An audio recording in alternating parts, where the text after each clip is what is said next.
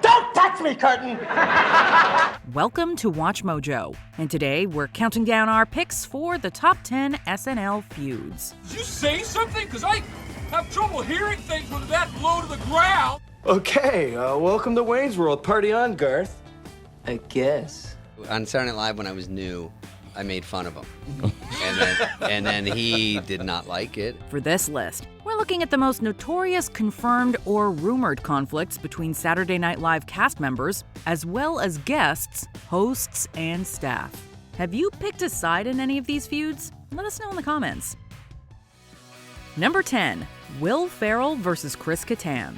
Will Ferrell and Chris Kattan were beloved during their times on SNL, with characters like the Roxbury guys still making us laugh hysterically. However, things allegedly got frosty during production for the A Night at the Roxbury movie. What? Kattan, in his memoir, claims he was pressured by SNL creator Lorne Michaels to pursue a romantic relationship with a prominent potential director for the movie. Kattan reportedly went along with it and maintained that Ferrell then disapprovingly gave him the silent treatment before ending the friendship. No. Stop talking to me! Fine, my pleasure. Good! Fine. Nice! We hope they can mend fences and bring the Roxbury guys back at least one more time. Hey, for this wedding! What are you doing? Oh, don't put it over your head! Oh, it's so dumb! Look at this stupid head! Number 9, Tracy Morgan versus Jimmy Fallon. One of the most fun parts of watching SNL is seeing cast members try and fail to contain their amusement on air. However, Jimmy Fallon's habit of laughing during sketches or breaking is notorious among SNL fans. David.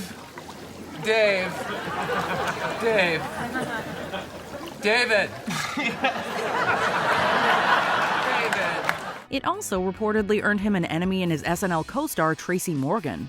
In a 2007 interview, Morgan talked about his dislike for Fallon's cracking up and dropped hints that Fallon only did so for attention. Yeah, for your information, guy.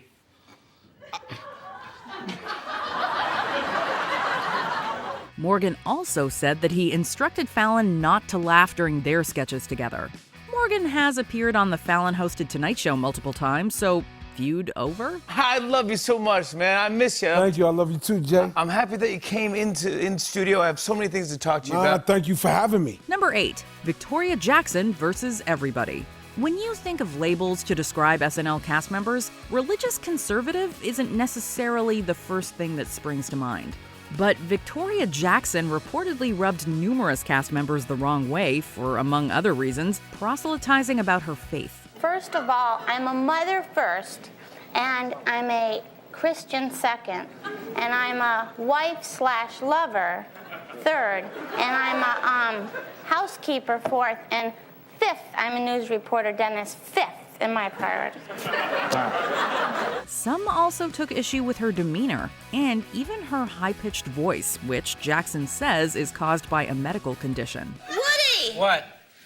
Woody is related to Woody Allen! In a confrontation with cast member Al Franken, Jackson reportedly suggested it was her mission to save the other cast members from hell. Jackson has become even more outspoken about her beliefs since leaving SNL. I know when I was 6 years old, I learned in Baptist church, if you love Jesus, the world will attack you because they hate Christ. Number 7, Kanye West versus Backstage. Bro, by 50%, Stanley Kubrick, Apostle Paul, and Escobar, by 50% more influential than any other human being. Kanye West has had numerous memorable appearances on SNL, for good and less than good reasons. In one particular case, the drama happened backstage. Before the show, West went into a rage over part of his set being dismantled by stagehands. Audio from this moment later leaked online, and in the recording, West famously goes off about breaking the internet. I ain't gonna do this. Who's breaking the internet? But West's bad manners didn't get him banned from the show. It took SNL honcho Lorne Michaels to calm Kanye down, and the show proceeded without a hitch. He was back 2 years later for the season 44 premiere, and his behavior, although not a feud, once again made headlines. Number 6, Eddie Murphy versus David Spade, The Show. What happened, basically? There was something I said on Saturday Night Live years and years ago, and when I was on, and then... What'd you say? Oh. Eddie Murphy left SNL in 1984, 6 years before David Spade joined the cast. However, some bad blood reportedly formed between Murphy and the show after he left. In a sketch, Spade referred to Murphy, who had just appeared in the poorly received Vampire in Brooklyn, as, quote, a falling star. Look, children, it's a falling star. Make a wish. Yes! Murphy says he didn't take too kindly to this teasing, and that the negative feelings lasted for years. My feelings were so hurt that I loved Eddie Murphy so much, and he hated me. Yeah. I'd rather just wonder if he ever thought I was funny. Now I have proof. However, Murphy soon resumed making box office hits, and in season 45, he returned to host for the first time in 35 years in a well-received comeback. Number 5, Tracy Morgan versus Chris Kattan and Sherry O'Terry. SNL cast members are professionals, so it's not easy to tell just by watching who does and doesn't like each other. Aside from Jimmy Fallon, Tracy Morgan said he also had a conflict with 2 of his castmates, the aforementioned Chris Kattan and Sherry O'Terry. In his autobiography, I Am the New Black, Morgan says, in very profane terms, that he received poor treatment from Kattan and O'Terry, and mocked the state of their post-SNL careers. And he didn't just leave it there. When the time came to record the audiobook, Morgan went further into his issues with the stars. Be good to Tracy Morgan, or he won't be good to you. Man, just plead your case before I throw your freaky deaky ass out of my courtroom. Number 4, Mike Myers versus Dana Carvey. Wayne's World! Wayne's World! Party time! Excellent! The stars behind one of SNL's greatest duos, Wayne's World hosts Wayne and Garth, were not always so friendly behind the scenes.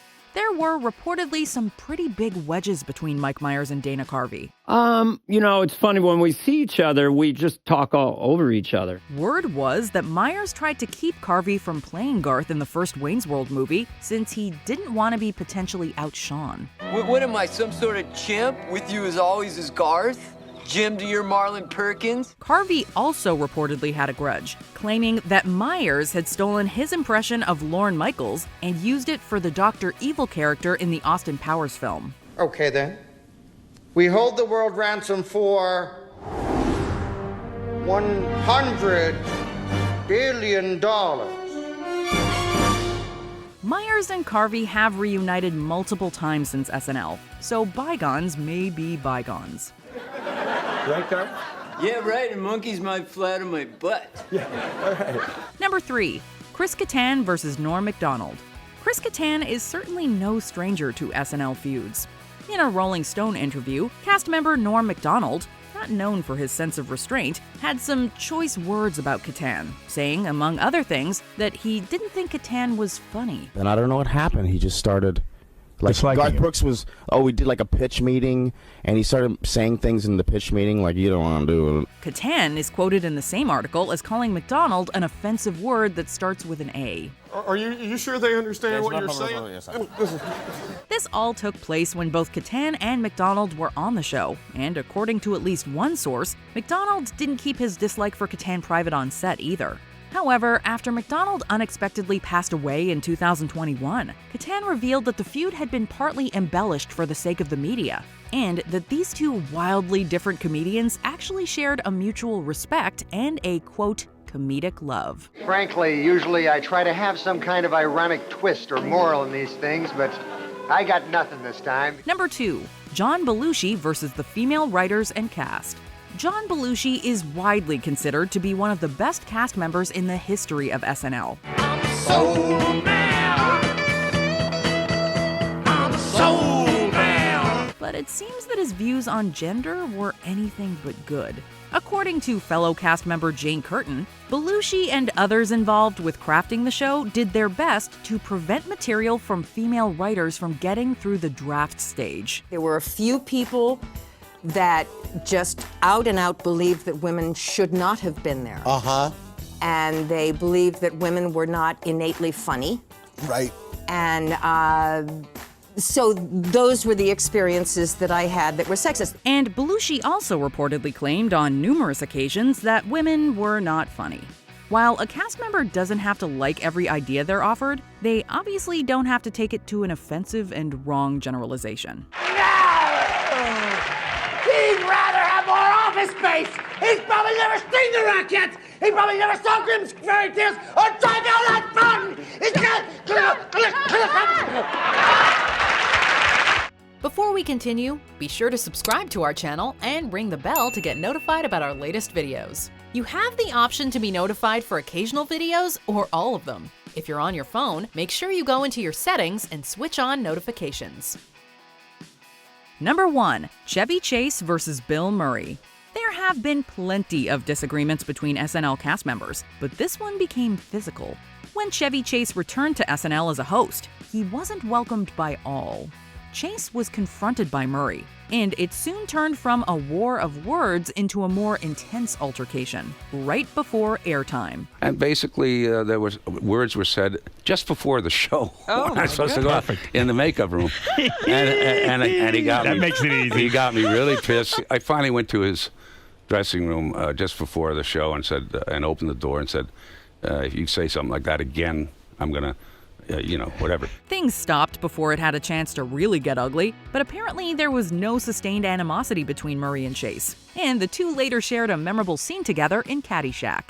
Buddies for life, I think. I'll drop by. You drop by my place anytime. In an interview with Howard Stern, Chase revealed that although not close, they are friendly with one another and are on good terms. Yeah, if someone invites you, you'll go. Yeah, and I think we've made an effort over the years to get to know each other better and to put that stuff behind. Do you agree with our picks? Check out this other recent clip from WatchMojo, and be sure to subscribe and ring the bell to be notified about our latest videos.